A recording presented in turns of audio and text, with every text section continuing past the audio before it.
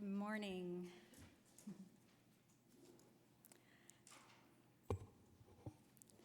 Brilliantly colored and bursting with nutrients, the quinoa plant offers complete nutrition and an inspirational story. A story that begins in the ancient Andes, keeping traditions alive for thousands of years and then raising farmers out of poverty. As this story continues to unfold, quinoa will offer hope in fighting food insecurity and malnutrition across the world. Andean Naturals is the champion of traditional quinoa growers in the face of accelerating global challenges. When we asked these farmers what improving their living conditions would mean to them, they said they desired better education for their children, protection of their natural environment, and preservation of their ancient culture. We help them achieve efficient organic cultivation, and we provide access to prime markets that pay fair prices for their quinoa. This enables them to attain the higher standard of living they describe to us. We have two factories. One is in Bolivia. It's called Hacha Inti, which means great sun in the Quechua language native to the Altiplano of Bolivia. The other is in Northern California, and it's called Andean Naturals. It imports 1.5 million pounds per month to the U.S. via major ports on both coasts. In Bolivia, we work with 1,500 smallholder farmers directly, which means we manage their organic certifications, handle their farm inspections, and provide technical assistance. We also work with another 2,000 smallholder farms that are organized as cooperatives. There are tremendous barriers that prevent smallholder farmers from reaching the mainstream market. It's just not feasible for them to sell to Kashi, for example. Andean Naturals bridges the gap between smallholder farmers' heirloom seeds and the global marketplace. This beautiful superfood, originating in the Andean region of South America, is becoming a new health food staple. It's been a fast-growing market. In 2008, about 7,000 tons of quinoa were imported to the United States. In 2017, 45,000 tons were imported. Quinoa used to be a specialty item you had to hunt for. Now it fills shelves and bulk bins in every grocery store. Quinoa represents a convergence of major trends that perfectly represents our values. Our flagship item is whole grain, gluten-free, allergen-free, organic, and responsibly sourced. It's a completely sustainable crop. It's convenient and quick cooking, the only whole grain that naturally cooks in 15 minutes. It's also extremely drought tolerant, which makes it an ideal crop in many climates. It requires only 10 inches of water annually compared to rice, which demands 5 feet yearly. As a whole grain, quinoa helps reduce the risks of heart disease, stroke, cancer, diabetes, and obesity. It's high in fiber and contains disease-fighting phytochemicals and antioxidants. It has more protein than any other whole grain, and it's a complete protein that requires no enrichment since it contains all 9 of the essential amino acids. It's also high in magnesium, phosphorus, iron, vitamin E, and potassium. It's easy to digest. Quinoa is the new staple that can provide a solid foundation for a complete diet. In fact, quinoa provides such an essential nutrition that NASA has approved it as part of an astronaut's diet, calling it the perfect food for outer space. They're even investigating whether it can be grown in outer space since it's such a hardy plant. The United Nations declared 2013 the International Year of Quinoa, proclaiming that quinoa truly deserves the title of superfood. At the 64th plenary meeting, the acting president explained, "This traditional staple of the Andes region represents many of the ideals and goals of the United Nations. It has an important role to play in ensuring food security, boosting nutrition, and ultimately eradicating poverty. It also brings attention to the importance that the UN attaches to indigenous knowledge and practice. These dual roles, respecting indigenous practice and boosting food security, are both crucial. However, this introduces a new quinoa conundrum. How can we find the right balance between these two goals? To find the answer, we need to tell the story of quinoa, beginning with its history and then tracing its development through the modern age and ultimately shaping its future. Most of the world's production of quinoa comes from Bolivia and Peru.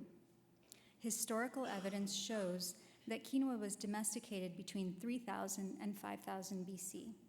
First grown by the Aymara and Quechua peoples, it has been cultivated traditionally for over 5,000 years.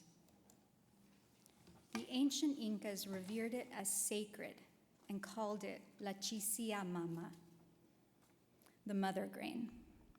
To begin the planting season, the Incan emperor would use a golden tool to break the ground for planting the seed. In the 1500s, during the European conquest of South America, the Spanish explorer Francisco Pizarro sought to destroy Incan culture by burning the quinoa fields and banning its production. Only a small number of fields high in the mountains survived. The plant was kept alive by small-scale subsistence farmers.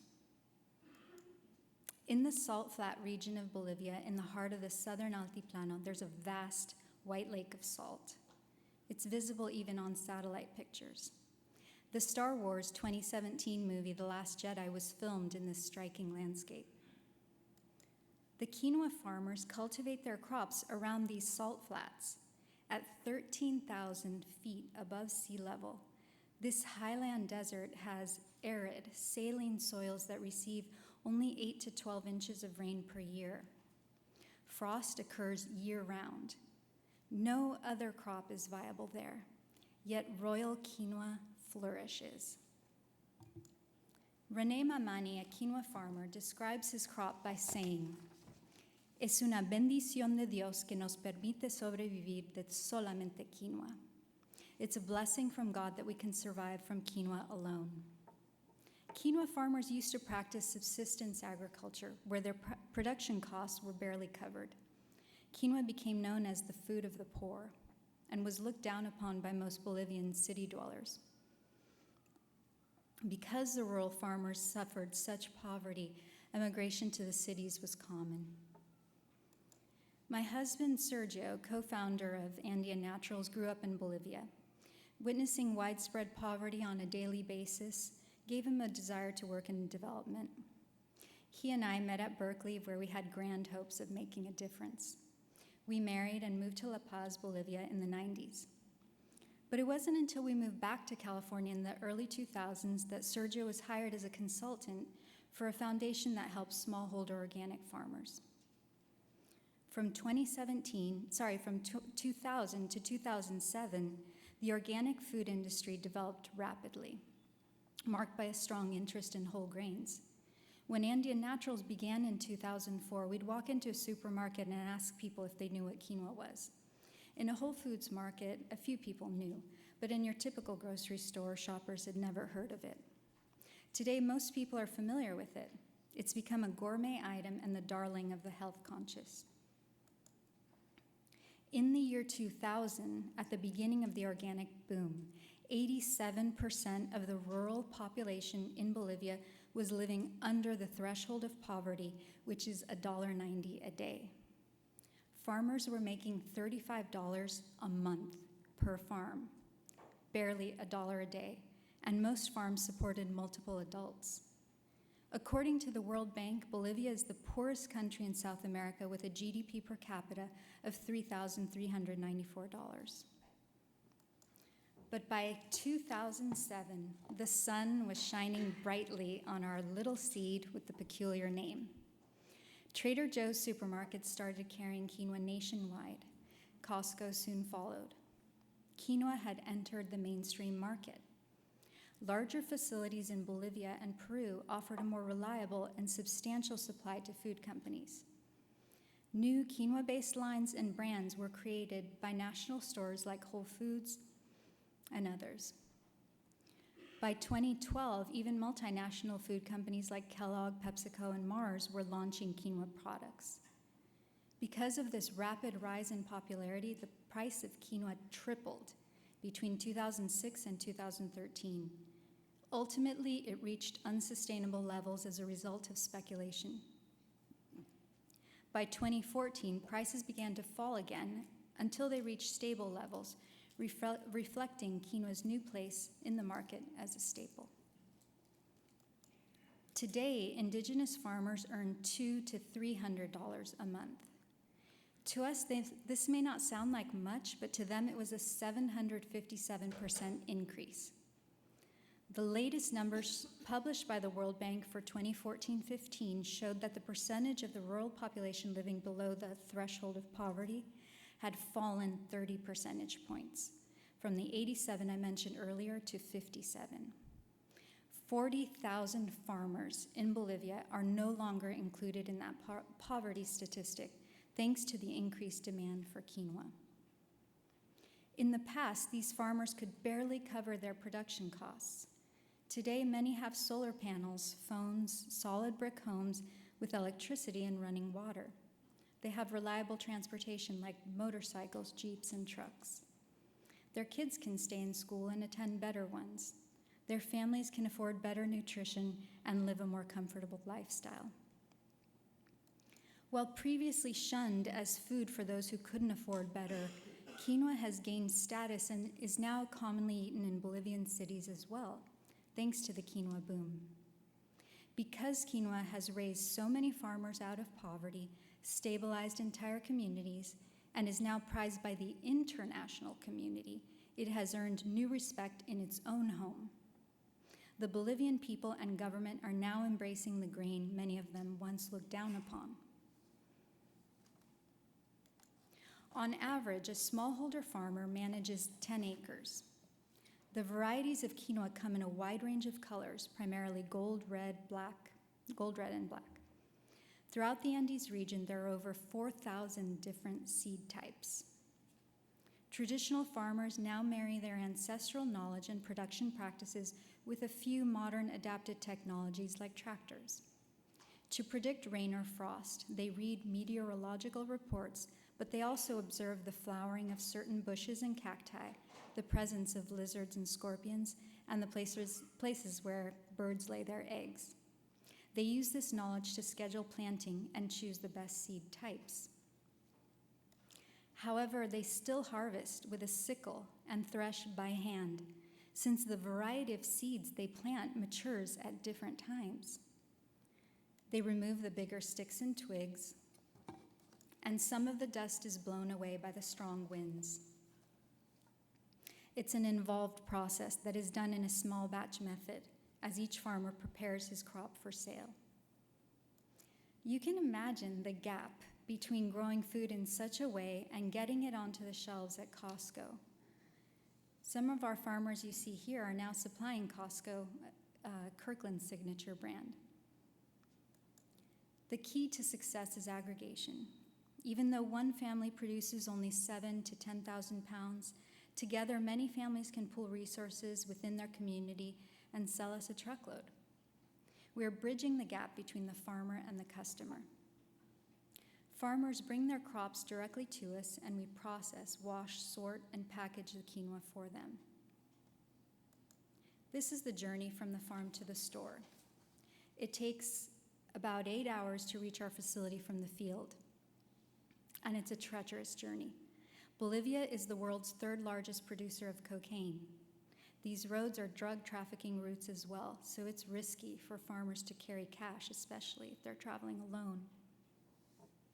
When the quinoa reaches our facility and the price has been agreed upon, we pay them with a check. After cashing it, they split the money into a few backpacks and part ways. They take different buses and return incognito back to their villages. They distribute the cash which the farmers then can use to supply their needs.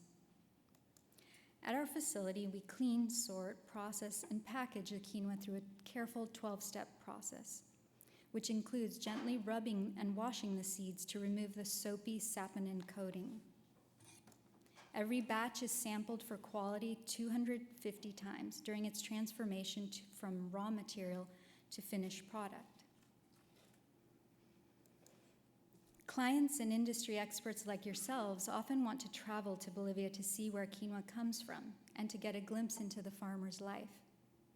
They see how the average farmer lives in a remote home, often with just one room. The room usually has beds and a stove. Often they cook, eat, sleep, and conduct all their daily chores in this small space. After a few such visits, our farmers began asking, when can we go and visit the US and see how you all live? Eventually, we helped arrange for a few leaders to board a plane to see our alternate reality. It's important for them to understand the whole process and see why 90 cents off the field turns into $5 on the shelf. Just like it's important for our clients to understand that our prices reflect a respect for our farmers. Once we took a few farmers to a health food store and showed them all the products containing their beloved quinoa. They were amazed and pensive as they saw everything from quinoa shampoo to quinoa milk. They looked carefully at the packaging and tried to understand despite the language barrier. Afterward, one of them said to us, Costco and Kellogg are great clients, but we want you to set up a meeting with Mr. Nutrition Facts. He's everywhere. If we can sell to him, we'll be set. There have been concerns that the poor Bolivians can't afford their own quinoa since the prices have escalated. But the reality is that quinoa is the currency of these farmers. They don't use the banking system. They bring only a third of their crop to market after harvest and keep another third as crop insurance, selling it only once they're certain the next crop will be successful. The remaining third is stored for their own consumption. They sustain themselves with their own quinoa seeds, so they don't need to buy any. They even eat the green leaves that grow on the plant. They're delicious. In Peru and Ecuador also, the quinoa boom correlates with significantly improved welfare for farmers in the quinoa growing regions. Entire communities have been raised out of poverty. But that isn't the only way these communities benefit from quinoa's widespread popularity. The increased demand has triggered a trend of reverse migration in both Peru and Bolivia. Renee, the farmer I quoted previously, tells it well. Quote, in the 1980s, when quinoa prices were so low, everyone left the region. Now our children are coming back because they have a different vision and a sense of possibility, end quote. Not only are the farmers and their communities better off, we also employ 200 workers at Hachainti, our production facility in Bolivia, and we treat them fairly. Bolivia is one of the top 20 most corrupt countries in the world. It's rare for companies to declare their full income, pay all their taxes, and keep employees on payroll, but we have a zero corruption practice. Our employees' meals are prepared by a professional chef, and we have a full-time doctor on staff. These things make business expensive, but we've been able to justify our costs by leveraging economies of scale. With our 15% share of the US market, savings in production costs are attainable. But the reality is that quinoa is now grown all over the world, in more than 70 countries, including Canada, Europe, Australia, India, and the US. Bolivia, Peru, and Ecuador can't supply the whole world's quinoa needs. There will always be the premium heirloom seeds grown along the edges of the salt flat in the Andes and sold at a premium price. But there's also room for well-managed, industrially produced quinoa. Once we were convinced of this, we built a facility in California that specializes in gluten-free ancient grain cleaning with optical sorting, separation, aspirators, scalpers, sifters, and even roasters. There we clean, process, and package quinoa from North America. Our two factories represent the new quinoa conundrum I mentioned earlier. How do we balance the needs of the indigenous farmers with the needs of impoverished communities throughout the world? On one hand, 40,000 smallholder farmers in the Andes have been lifted out of poverty by rising quinoa prices. On the other hand, if we want to help end food insecurity and malnutrition, then quinoa needs to be affordable, abundant, and available to the people.